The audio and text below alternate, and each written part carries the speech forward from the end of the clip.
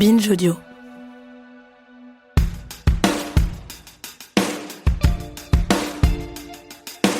Je ne sais pas si vous avez vous aussi constaté ça, mais régulièrement, quand on décortique des théories du complot assez populaires, notamment dans les courants d'extrême droite, on retombe souvent sur le thème de la pédocriminalité. Beaucoup de ces théories se terminent classiquement par la dénonciation d'une élite mondiale pédosataniste dont le projet secret est de tuer, de mutiler, de violer des enfants. Une obsession récurrente qui, évidemment, ne doit pas faire oublier le fait que les violences sur les enfants sont une réalité, hélas, encore trop invisibilisée et banalisée. Il n'empêche, on a eu envie de comprendre pourquoi ces cercles, qui ont une réelle influence sur l'opinion, sont à ce point obsédés par cette problématique et pourquoi il serait illusoire de penser que l'extrême droite s'est toujours placée en défenseur des victimes de pédocriminalité. C'est ce qu'on va voir dans cet épisode signé Anton Stolper. Je suis Thomas Rozek et vous écoutez Programme B.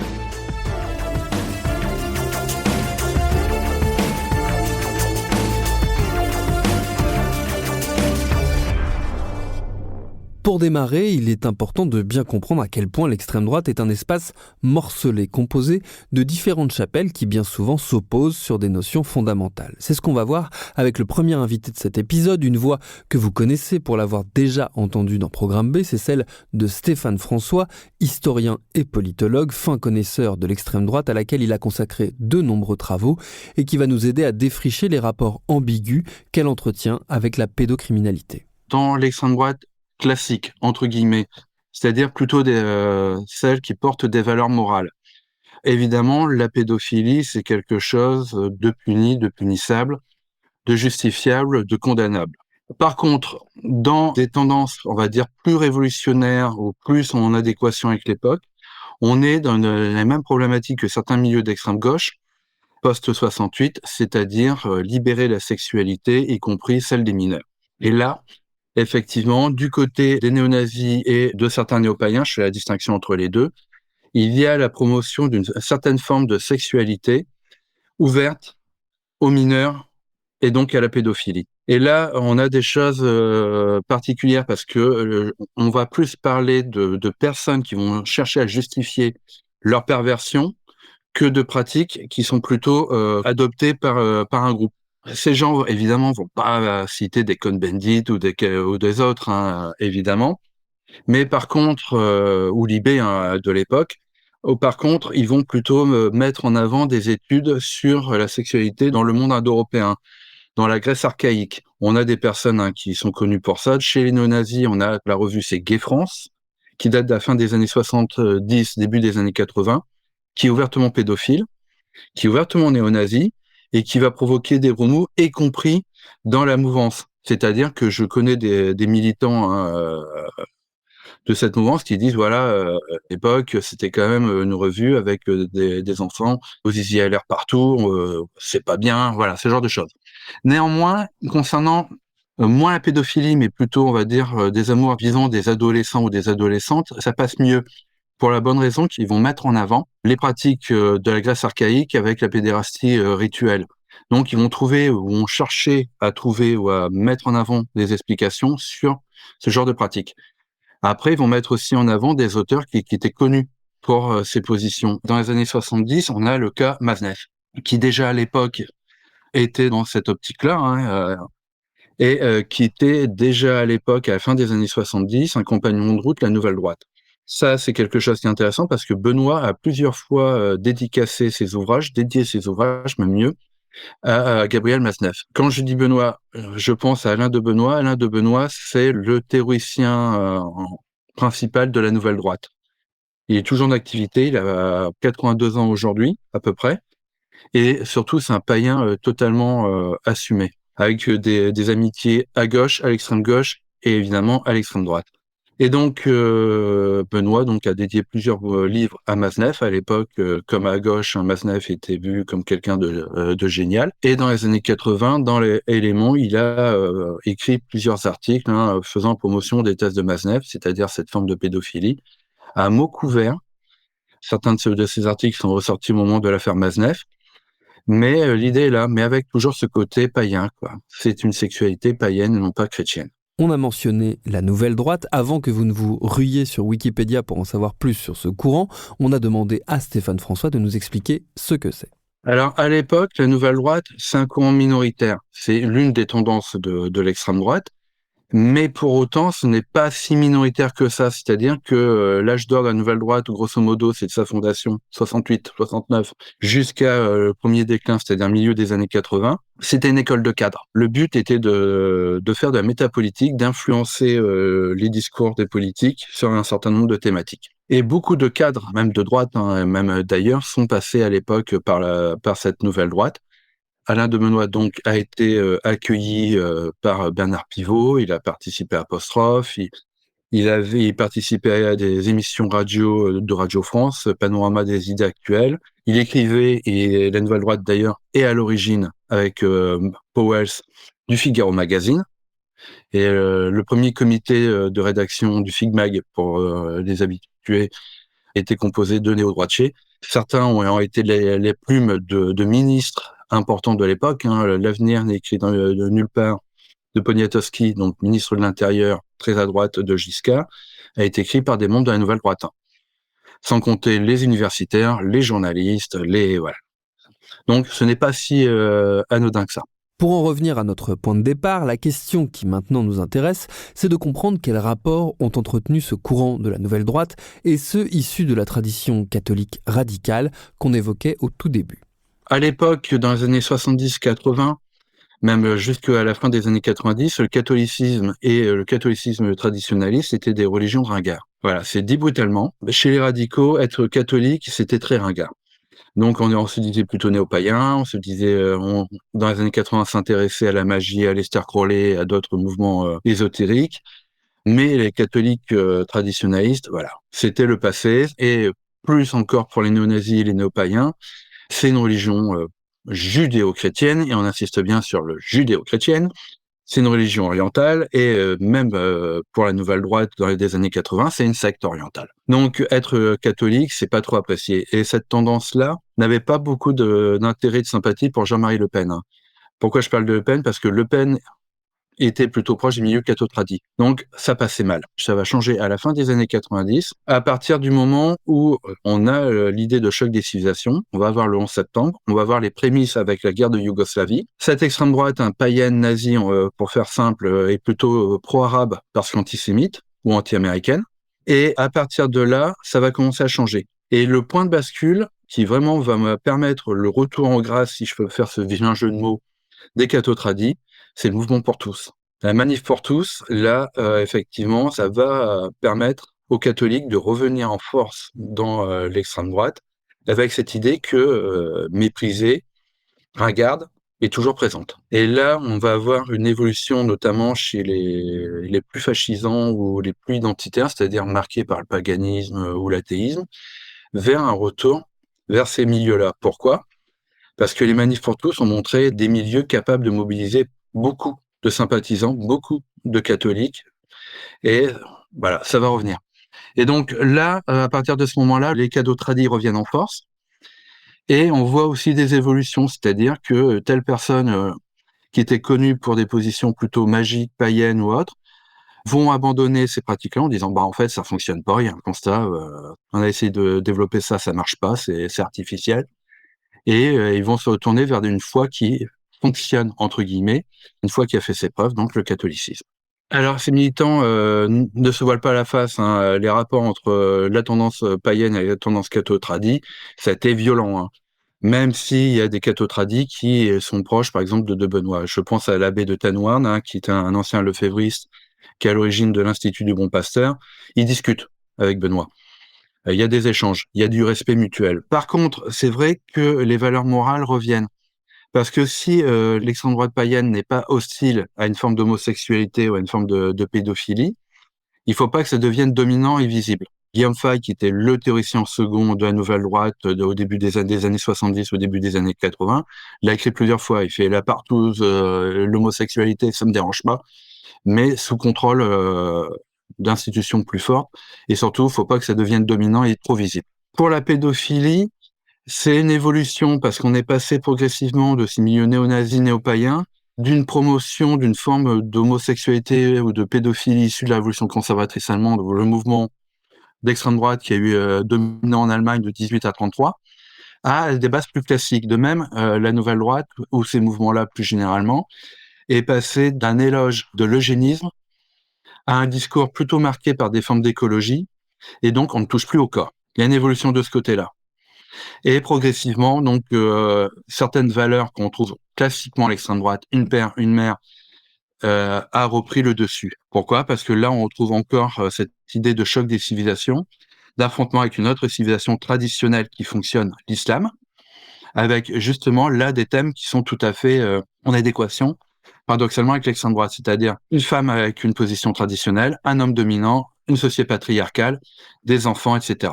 Après, là, il y a encore beaucoup d'ambiguïté, parce que des affaires de pédophilie, on en a chez Cato Tradi, au hasard Betaram en ce moment.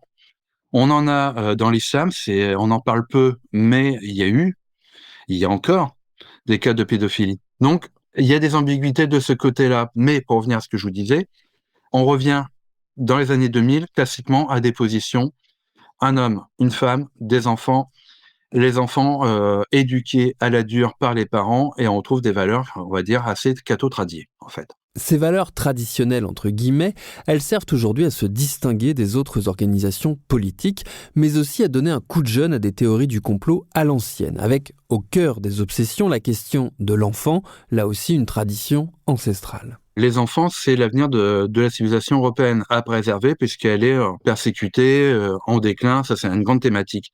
Donc, effectivement, l'enfant est mis en avant de ce côté-là, avec justement la volonté de transmettre les valeurs traditionnelles de l'Europe. Donc, ces aspects-là sont gommés, d'autant plus qu'un certain nombre d'affaires sont sorties dans les années 80-90. Donc, il faut s'opposer aux gauchistes qui sont des pédophiles en puissance. Et on pense là à toute la polémique sur Cohn-Bendit qui est remis en avant en disant « Regardez ce qu'ils sont capables de faire, c'est des pervers, des machins, des décadents ». Et effectivement, il y a ce côté-là. On a une conception du monde qui est basée, fondée sur le fait, même depuis les années 30, hein, que forcément il y a quelque chose de caché, qu'on ne connaît pas tout, et qu'il y a des groupes qui œuvrent dans l'obscurité, dans les arrière-loges, et je fais exprès d'utiliser ça, et qui vont modifier en profondeur, dynamiter les valeurs traditionnelles de la société. Et si on prend dès la fin du 19e, notamment chez nos catho-tradis, on a les juifs et les francs-maçons. Et effectivement, la géopolitique des extrêmes droites est totalement structurée, organisée sur l'idée de complot. S'il y a, c'est qu'il y a un complot. Si un tel dit ça, c'est qu'il y a un complot. Voilà. Là, aujourd'hui, le grand placement est orchestré par un complot de nos élites mondialisées libérales, mais aussi des juifs. Alors ça, entre guillemets, évidemment, parce que ça va tomber sous le coup de la loi, certains militants d'extrême droite, notamment américains, disent, voilà, on les a ratés pendant la Seconde Guerre mondiale, ils sont en train de se venger, ils ont organisé le grand emplacement. Quand vous regardez certaines affaires aussi, notamment de pédophilie, là, on passe du côté réactionnaire. Regardez Cohn-Bendit, c'est un juif, quoi. Voilà, on retrouve ce vieux discours de la fin du 19e, dont les origines sont chez Drummond, sur l'idée que le juif avec un J majuscule est quasiment une incarnation du mal, et qui sont là pour détruire les nations. Donc ça va entrer en résonance avec l'Action française, avec Maurras, avec certaines franges du catholicisme traditionnaliste, etc., etc., etc. Comme souvent à l'extrême droite, on en revient à une autre obsession ancestrale, l'antisémitisme. Les tenants de la droite radicale d'aujourd'hui auront beau s'en défendre, la haine des juifs sera toujours présente quelque part dans leur façon de percevoir le monde. C'est notamment le cas dans les théories du complot autour de la pédocriminalité. C'est ce qu'on va voir avec notre second invité, le chercheur en neurosciences spécialiste du complotisme, Sébastien Dieguez.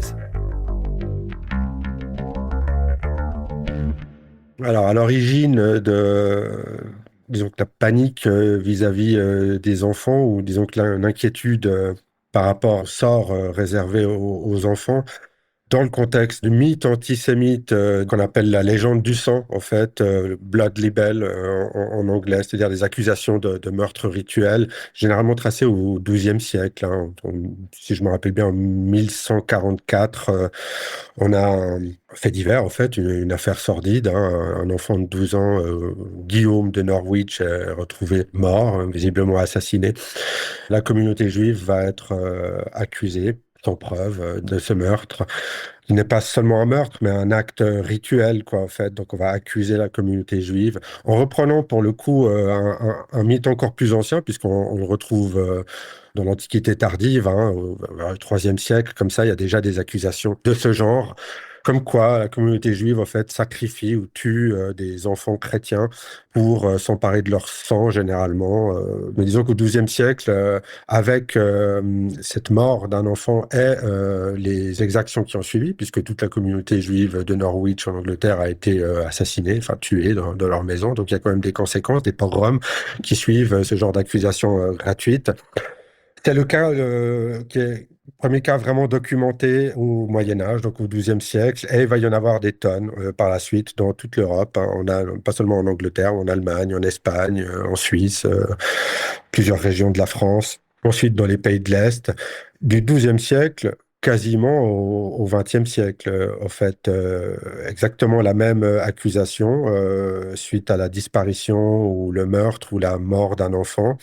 C'est la communauté juive qui est suspectée et qui va être persécutée en retour, et parfois lourdement persécutée. Dans le sillage du complotisme contemporain avec des phénomènes comme QAnon, on a vu surgir cette histoire d'adrénochrome. Bon, l'adrénochrome, c'est un sujet en soi. D'ailleurs, on lui a consacré un épisode entier de Programme B que je vous invite à aller écouter. En gros, pour faire très court, c'est une théorie qui veut que les élites capturent des enfants et les torturent pour récolter une hormone qui permettrait de rester jeune. Quoi qu'il en soit, qu'il s'agisse de l'adrénochrome ou d'autres histoires, pour l'extrême droite, à chaque fois, c'est un boulevard pour alimenter un agenda qui finalement n'a pas grand-chose à voir avec la défense des enfants. La préoccupation affichée pour les enfants, et en particulier les enfants qui sont victimes de crimes ou qui sont impliqués dans des faits divers macabres ou atroces, qui sont effectivement souvent mis en avant par l'extrême droite et ses réseaux, je pense qu'il ne faut pas être naïf vis-à-vis de ça. On est dans une exploitation purement opportuniste de choses qui arrivent aux enfants. Tout le monde est préoccupé par les enfants. Toute personne normalement constituée est soucieuse des enfants. Mais ce que fait l'extrême droite, c'est exploiter souvent des choses qui arrivent aux enfants dans un but uniquement idéologique et politique. Je ne pense pas qu'il y ait un souci véritablement sincère là-dedans, parce que si c'était véritablement sincère, il faudrait prendre tout un tas de mesures pour les enfants en général. Par exemple, des politiques publiques en faveur de l'éducation, des parents, etc. C'est pas ce que l'extrême droite fait véritablement. Donc, se soucier uniquement des enfants quand il leur arrive des choses atroces, en particulier quand des étrangers sont impliqués, on est dans l'opportunisme le plus abject, mais aussi le plus hypocrite qu'on puisse imaginer. Et dans le cadre de l'extrême droite et de la préoccupation affichée pour le sort des enfants, je pense que ça s'explique par cette composante, on va dire, fonctionnelle du complotisme. C'est-à-dire que ça suffit pas simplement de dire que notre ennemi est méchant, bête, incompétent, ou qu'éventuellement il trafique quelque chose dans notre dos, ou il est responsable de telle ou telle catastrophe. Il faut encore le présenter comme particulièrement détestable. C'est-à-dire qu'il faut le déshumaniser, il faut le présenter comme un monstre. Et évidemment, qu'est-ce qu'on peut mettre sur le dos de notre ennemi de plus ignoble que le fait qu'ils s'en prennent non pas à nous directement, mais à nos enfants, ceux qui n'ont rien fait. Eux, ils sont innocents, ils sont purs, mais c'est vers eux qu'ils tendent, ils veulent s'en prendre à nos enfants. Donc on a ce mécanisme assez étrange où en fait le complotisme d'extrême droite cherche, pour ainsi dire, à se dédouaner de ses propres torts en accusant son ennemi de s'en prendre à ses enfants. Parce que les enfants, eux, n'ont rien fait de toute façon. Donc c'est bien la preuve que s'ils s'en prennent à eux, c'est par pure méchanceté. C'est pas juste parce qu'ils nous aiment pas ou parce que peut-être qu'on a fait un peu des bêtises ou qu'on les a un peu persécutés, etc. Non, nos enfants, eux, ils n'ont rien fait et pourtant c'est à eux qu'ils s'en prennent. Et du coup, en portant cette accusation, eh bien évidemment, vous êtes auréolé de toute la gloire du défenseur, non seulement de la veuve, mais de l'orphelin, surtout de l'enfant. Vous êtes un héros puisque vous allez défendre des enfants à peu de frais. Et finalement, qui voudrait vous reprocher de défendre les enfants? Donc, vous vous protégez aussi de toute critique, vous vous immunisez contre la critique parce que vous ne faites que vouloir défendre les enfants. Donc, on a toute une panoplie d'avantages, on va dire, stratégiques à utiliser des enfants dans un but idéologique et stratégique pour défendre son idéologie et faire porter le fardeau de la faute à nos adversaires et à nos ennemis d'une façon particulièrement délétère, quoi, en fait, parce que évidemment, c'est diffamatoire d'accuser quelqu'un de faire du mal à des enfants. Il faut peut-être le rappeler. Ce qu'on peut constater, en fait, la morale de l'histoire, c'est il y a quand même un déficit dans l'imaginaire de certaines positions extrêmes. C'est-à-dire, plutôt que d'inventer des nouvelles choses, on va récupérer ce qui était disponible clé en main déjà quasiment depuis l'Antiquité, encore et encore. Donc, il faut croire que c'est comme ça. D'un autre côté, c'est pratique aussi parce que c'est tellement prévisible comme ça, mais ce qui est terrifiant, c'est que génération après génération, il faut tout réexpliquer, il faut repartir à zéro, puis tout reprendre, quoi. Mais c'est désespérant. Mais au moins, on sait à quoi s'en tenir parce que ça change pas vraiment.